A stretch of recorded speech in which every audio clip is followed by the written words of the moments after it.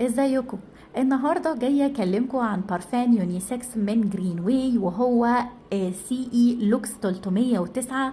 البارفان ده محاكاة لبكارات روج، البارفان الاشهر على الاطلاق. البارفان تصنيفه يونيسكس، البارفان فلوري واورينتال، والتوب نوت بتاعته الزعفران والياسمين، الميدل نوت بتاعته عنبر، اما البيز نوت اللي بيفضل معاكي سكر وامبروكسان، والامبروكسان ده هو المكون الاساسي لريحة العنبر. في ريحة خشب واضحة، ورغم وجود كمية التوابل دي إلا إن هو بيميل للحريمي أكتر من الرجالي، وده بسبب وجود نوتة السكر فيه اللي كسرة من حدة التوابل كلها.